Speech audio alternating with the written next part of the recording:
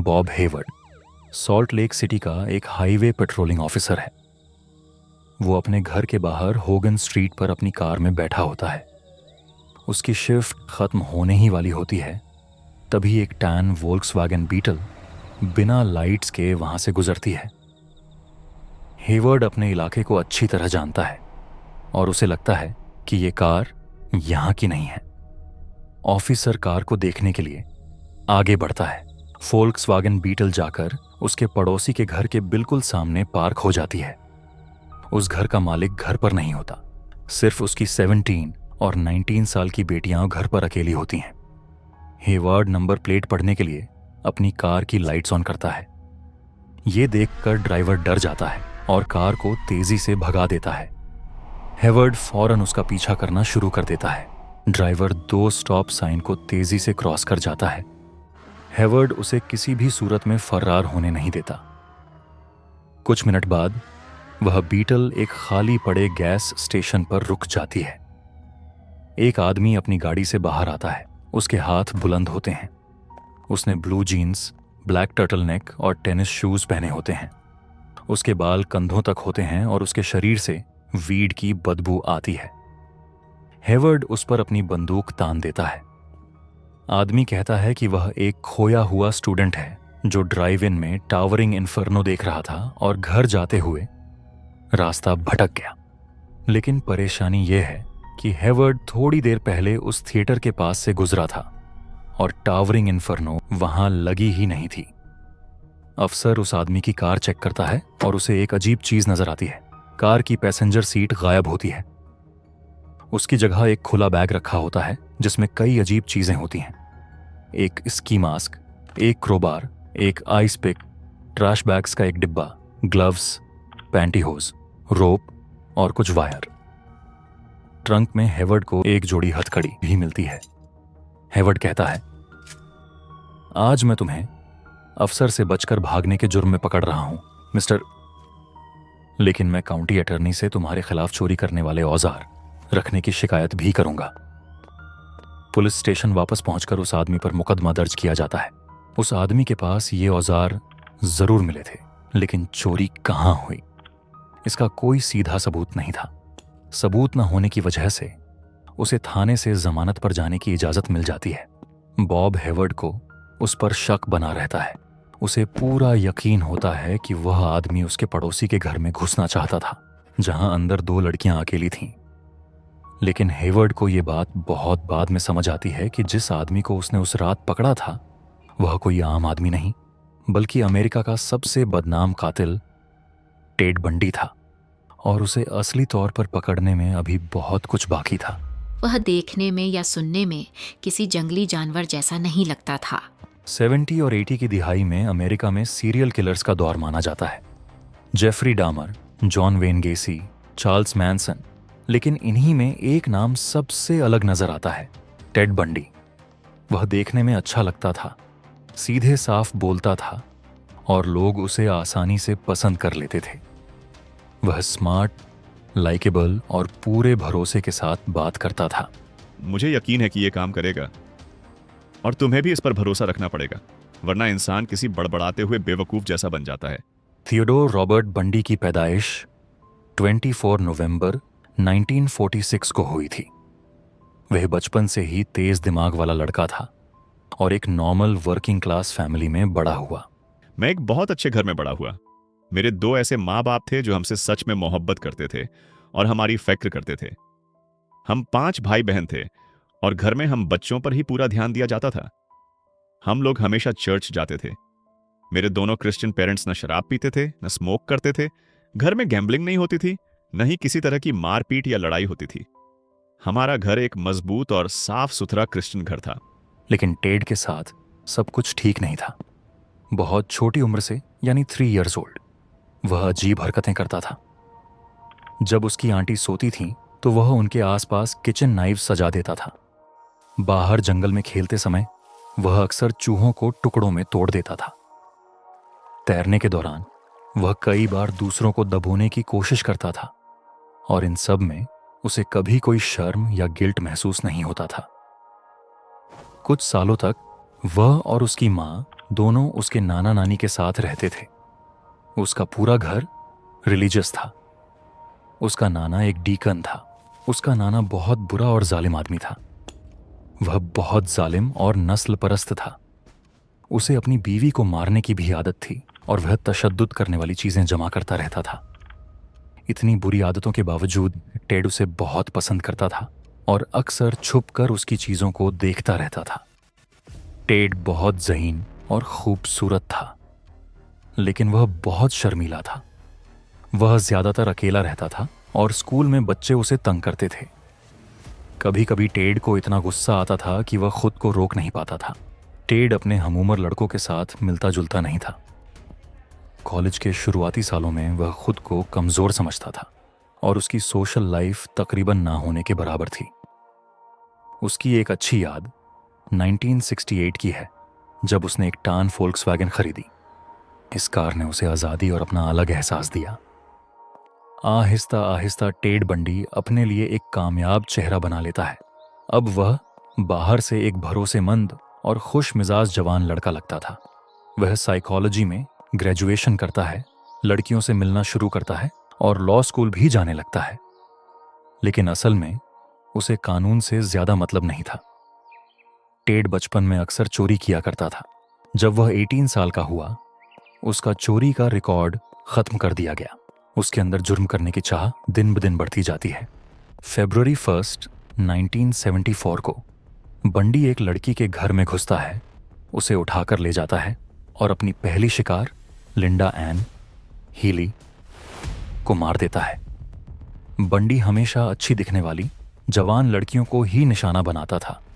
वह उन्हें पब्लिक जगहों पर मिलता था, चोट या कमजोरी का नाटक करता था ताकि लड़की उसे मदद करने आए। उसका स्मार्ट दिखना और उसकी मीठी बातें लड़कियों को भरोसा दिलाती थीं कि वह खतरनाक नहीं है। फिर वह उन्हें बेहोश कर देता था। लाश छुपाने के लिए उसकी टैन वोल्क्सवैगन में एक जगह बनी होती थी, बिल्कुल वहीं जहां पहले पैसेंजर सीट होती थी। फिर वह कार को किसी सुनसान जगह ले जाता था और वहां वह लड़कियों के साथ जबरदस्ती करता था। वह लड़कियों का गला दबाकर उन्हें मार देता था और कई बार वहीं नहीं रुकता था। हर महीने और लड़कियां गायब होने लगती थीं, पहले वॉशिंगटन में, फिर यूटा में। लोग डर चुके थे, पुलिस परेशान थी। काफी देर तक किसी को ख्याल नहीं आया कि ये सब किसने किया है या इन्हें कैसे पकड़ा जाए। टेड बंडी से पहले सीरियल किलर जैसा लफ्ज लोगों की सोच में होता ही नहीं था। वह बाहर से हमेशा एक साफ सुथरा और अच्छे इंसान जैसा दिखता था। उसने कुछ अरसा के लिए सियाटल क्राइम कमीशन में काम भी किया और औरतों के लिए एक रेप प्रिवेंशन पैम्फलेट भी लिखा। बंडी को पूरी तरह पता था कि सबूत कैसे नहीं छोड़ने। उस वक्त डीएनए टेस्ट भी नहीं होते थे और अगर पुलिस को कोई निशान भी मिल जाता तो उस वक्त अलग अलग रियासतों की पुलिस एक दूसरे से मालूमात बहुत कम शेयर करती थी। लेकिन 8 नवंबर 1974 को टेड बंडी एक बड़ी गलती करता है। वह एक गवाह छोड़ देता है। अगर ये कत्ल आज के दौर में हुए होते तो बंडी की तलाश शायद बहुत पहले ही खत्म हो जाती। आज फिंगरप्रिंट मैच करना और दूसरी कंप्यूटर टेक्निक्स पुलिस का काम बहुत आसान कर चुकी हैं। पिछले कई सालों में डेटा साइंस ने दुनिया के अनगिनत कामों को बदल दिया है और ये कोई जादू नहीं है। ये कैरल डोनन 18 ईयर्स ओल्ड है। वह अपनी 1974 मरून कमैरो चलाकर सीयर्स मॉल के पार्किंग लॉट में आती है। वह कार को एक लाइट के नीचे पार्क करती है और इमारत के अंदर चली जाती है। कैरल किताबें देखने आई हैं और वोन्स बुक स्टोर के बाहर खड़ी होती है। तभी एक आदमी उसकी तरफ आता है। वह खुद को मरे पुलिस डिपार्टमेंट का ऑफिसर रोजैंड बताता है। उसका लहजा नर्म होता है और उसने अच्छे कपड़े पहने होते हैं। वह कहता है, किसी ने तुम्हारी कार में घुसने की कोशिश की है। फिर वह कैरल से पूछता है, क्या हम जाकर देखें कि कोई चीज मिसिंग तो नहीं है। कैरल मान जाती है और दोनों वापस पार्किंग लॉट की तरफ जाते हैं। कैरल अपनी कमारों के अंदर झांकती है, लेकिन उसकी कार से कुछ भी गायब नहीं होता। तभी वह पुलिस वाला कहता है, जिस आदमी पर मुझे शक है वह पुलिस स्टेशन में है। अगर तुम मेरे साथ चलो तो हम शिकायत दर्ज कर सकते हैं। कैरल को उसके कपड़ों से हल्की अल्कोहल की स्मेल आती है और उसे थोड़ा बेचैनी महसूस होने लगती है, लेकिन वही आदमी उसे अपना बैज दिखाता है और कैरल मान जाती है। दोनों उस आदमी की गाड़ी की तरफ जाते हैं, लेकिन वह पुलिस कार नहीं होती, वह एक टैन वोल्क्सवैगन बीटल होती है। कैरल सोचती है शायद यह अंडरकवर होगा। वह थोड़ी घबरा जाती है, लेकिन फिर भी कार में बैठ जाती है। कुछ मिनट बाद वह आदमी कार रोक देता है एक एलिमेंट्री स्कूल के पास। अचानक वह कैरल का हाथ पकड़ लेता है। वह चीखने लगती है। तभी वह आदमी बंदूक निकाल लेता है। कैरल डर से कांप जाती है। खुशकिस्मती से कैरल को पता चलता है कि उसकी हैंडकफ्स किसी चीज से जुड़ी ही नहीं है। वह फौरन दरवाजा पकड़ती है और तेजी से कार से कूद जाती है। वह आदमी उसके पीछे दौड़ता है और एक क्रोबार निकाल लेता है। वह कैरल को एक बार मारता है, फिर दूसरी बार, लेकिन कैरल अपने हाथ ऊपर करके अपनी जान बचाने की कोशिश करती है। उसी टाइम एक और कार वहां आती है। कैरल खुद को छुड़ाने में कामयाब होती है, भागती है और उस दूसरी कार में कूद जाती है। वह सीधे पुलिस के पास जाती है और उस आदमी की शिकायत करती है जिसने खुद को ऑफिसर रोज़ैंड बताया था और जिसकी टैन वोल्क्सवैगन बीटल थी। बॉब हेवर्ड यह सब सुनकर बहुत बेचैन हो जाता है। अगले दिन जिस आदमी को उसने पकड़ा था, वह उसका जिक्र अपने भाई कैप्टन पीट हेवर्ड से करता है, जो एक होमिसाइड जासूस है। सॉल्ट लेक काउंटी शेरिफ्स ऑफिस के जासूस उस कार को फौरन पहचान लेते हैं। 1 साल पहले सियाटल में एक लड़की ने अपने बॉयफ्रेंड के बारे में शक की रिपोर्ट दी थी। उसने एक किडनैपिंग के आई विटनेस स्केच को देखा था जो उसके बॉयफ्रेंड जैसा ही लगता था। उस लड़की के बॉयफ्रेंड के पास भी एक टैन वोल्क्सवैगन थी। कुल 10 लड़कियां गायब हो चुकी थीं और वह आदमी पहले से ही मुश्तबा लोगों की लिस्ट में था। जासूस सारी बातों को जोड़ना शुरू करते हैं और कैरल को पुलिस लाइनअप के लिए बुलाते हैं। लाइन में कुल 8 मुश्तबा खड़े होते हैं, जिनमें वह आदमी भी शामिल होता है। कुछ हफ्ते पहले बॉब ने जिस आदमी को गिरफ्तार किया था, जब कैरल डोनान उसे देखती है तो वह फौरन उस नकली पुलिस वाले को पहचान लेती है। मार्च 1, 1976 को बंडी को कैरल डोनान को अगवा करने की कोशिश के जुर्म में 15 ईयर्स की जेल की सजा मिलती है। तफ्तीश अब तेज हो जाती है और पुलिस उसे एक और केस से जोड़ने में कामयाब हो जाती है। 23 ईयर ओल्ड कैरन कैम्बेल का केस।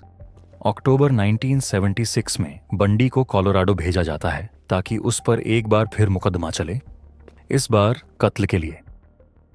काश उसकी कहानी यहीं खत्म हो जाती, लेकिन दूसरे ट्रायल में बंडी फैसला करता है कि वह खुद ही अदालत में अपनी पैरवी करेगा। आखिर वह लॉ स्टूडेंट था और अपने ऊपर पूरा भरोसा भी रखता था। उसी वजह से जज बंडी को दूसरे कैदियों से ज्यादा आजादी देता है। एक टाइपराइटर, एक डेस्क, अनलिमिटेड फोन कॉल्स और कोर्ट हाउस की लॉ लाइब्रेरी तक पूरी पहुंच। वहां वह बिना बेड़ियों और बिना हैंडकफ्स के घूम सकता था। बंडी का मुकदमा पूरी तरह चल रहा था। ब्रेक के दौरान वह लाइब्रेरी चला जाता है। उसका गार्ड लॉन में खड़ा होकर सिगरेट पी रहा होता है। दिन धूप वाला था, आसमान बिल्कुल साफ था और टेड बंडी अचानक सेकंड स्टोरी विंडो से कूद जाता है।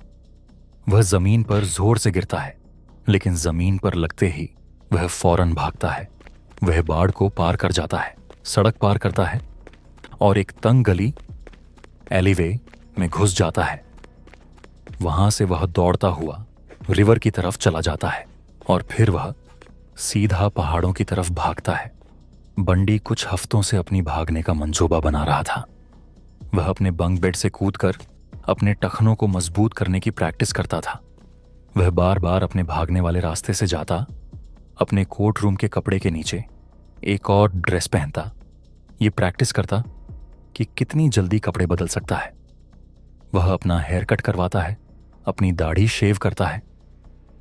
इसी दौरान एक औरत कोर्ट हाउस में दौड़ते हुए आती है और गार्ड को बताती है कि उसने एक आदमी को खिड़की से छलांग लगाते देखा है। गार्ड फौरन जगह की तलाशी लेते हैं।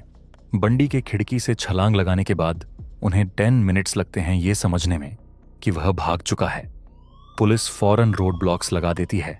पुलिस वाले पहाड़ों में डिटेक्टर डॉग्स भेजते हैं और कम्युनिटी मेंबर्स को अपने डोर्स बंद रखने का हुक्म देते हैं। रेडियो स्टेशन और अखबार जल्दी ही उसकी भागने की खबर देते हैं।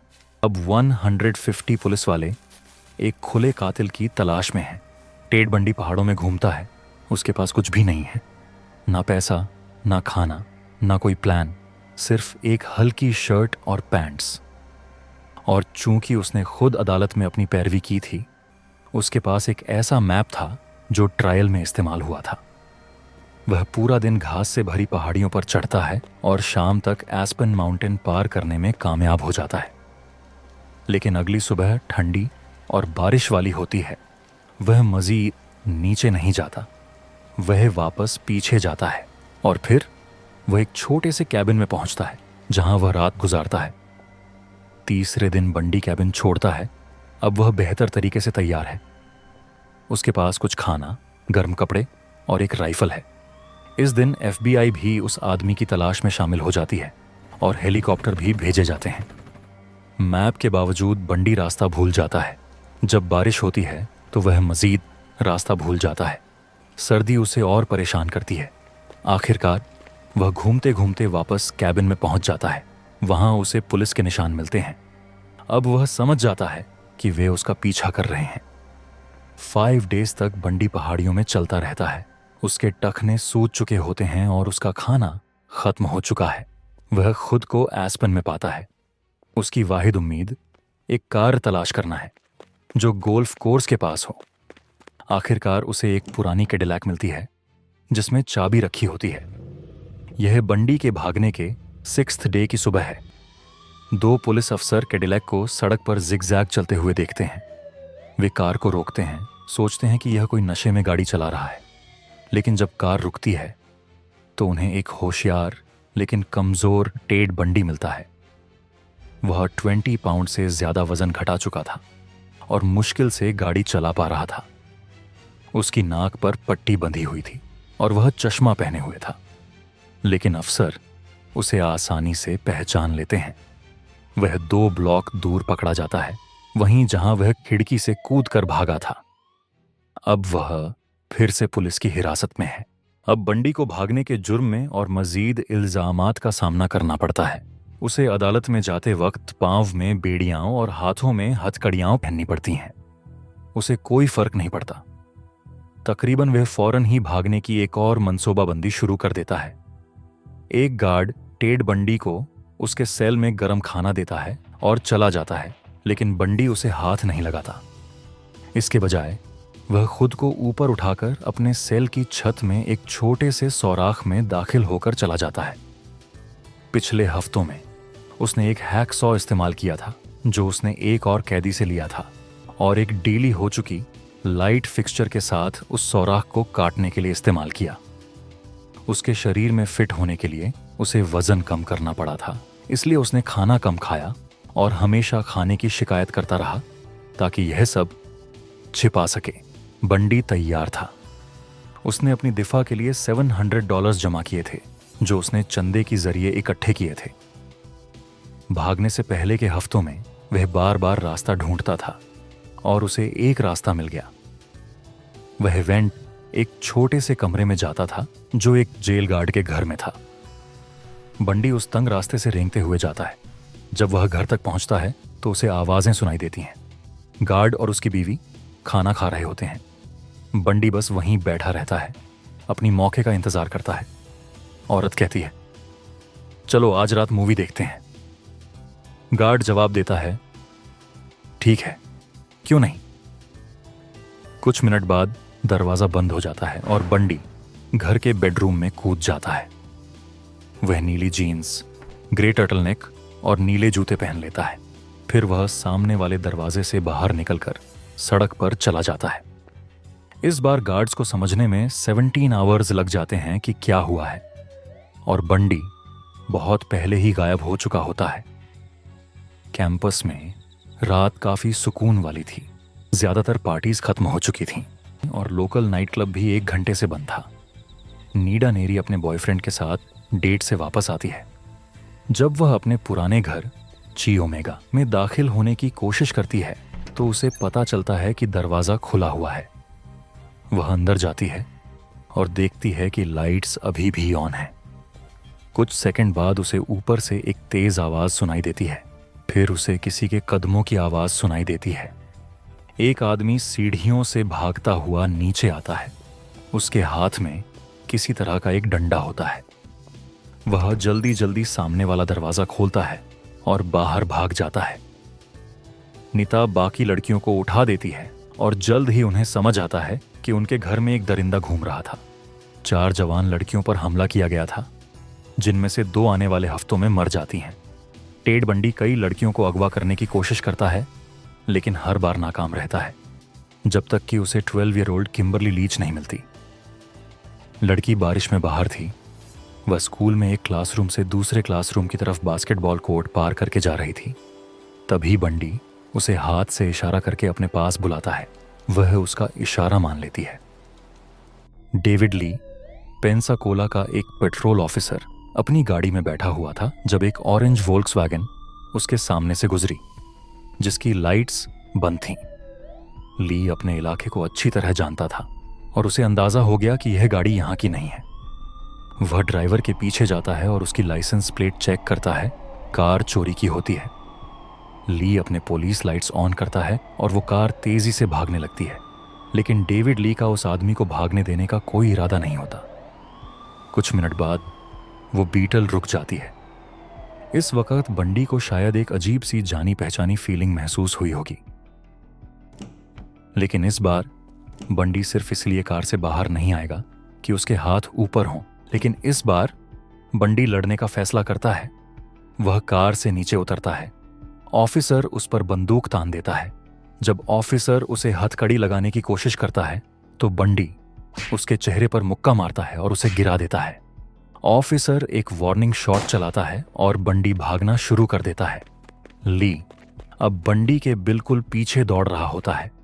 वह एक और गोली चलाता है और बंडी जमीन पर गिर जाता है, लेकिन बंडी को गोली नहीं लगी होती। वह ऑफिसर की बंदूक पकड़ने का नाटक करता है। वह नाकाम रहता है। ऑफिसर बंडी को गोली मार देता है और आखिरकार उसे पकड़ लेता है। अमेरिका के सबसे बदनाम कातिल की तलाश आखिरकार खत्म हो जाती है। बंडी का ट्रायल अब चाय ओमेगा वाले कत्लों के लिए शुरू होता है। इसके कुछ वक्त बाद वह 12 ईयर ओल्ड किम्बरली लीच के केस में भी कोर्ट में पेश होता है। बंडी दोनों केसों में खुद अपनी पैरवी करने की कोशिश करता है और हर बार नॉट गिल्टी कहता है। 1 महीने बाद जुलाई 23 टेड बंडी को मौत की सजा सुना दी जाती है। फांसी से कुछ दिन पहले बंडी 36 कत्लों का इकरार करता है। नई डीएनए रिपोर्टें बताती हैं कि बंडी ने शायद 100 से ज्यादा लोगों को मारा हो और उसने ये सब 14 इयर्स ओल्ड की उम्र से शुरू किया था। टेड बंडी का ट्रायल इसलिए भी अलग माना जाता है क्योंकि सिर्फ उसकी शराफत वाली एक्टिंग, उसकी मीठी बातें या उसके बेरहम कत्ल ही मसला नहीं थे, बल्कि ये भी हकीकत है कि वह 2 बार जेल से भागने में कामयाब हुआ था। बंडी का ट्रायल इसीलिए अलग माना जाता है क्योंकि ट्रायल खुद बहुत अनोखा था। अमेरिका की हिस्ट्री में पहली बार किसी ट्रायल को नेशनल टेलीविजन पर लाइव दिखाया गया। Three murders that is believed to be the killer of perhaps 40 women. Just another death row inmate convicted of felony. He made that mistake.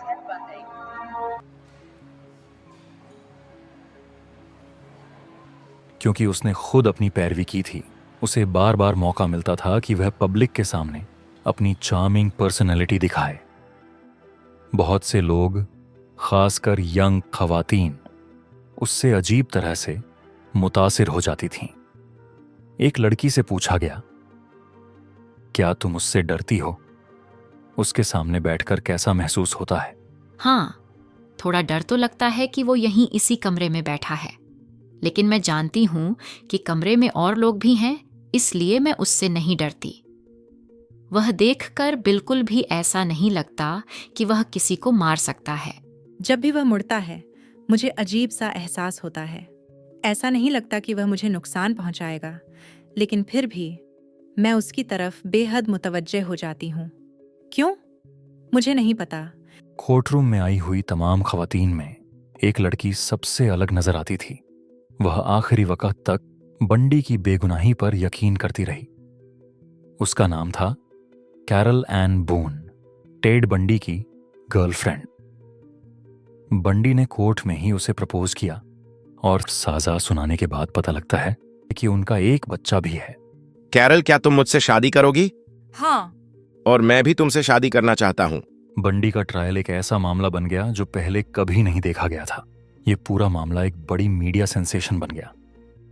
पूरे मुल्क में लोग एक कातिल को बार बार अपनी मौत से बचने की कोशिश करते हुए टीवी पर देख सकते थे। उसकी फांसी से एक दिन पहले पूरे मुल्क से TV cruise Florida state prison पहुंच गए।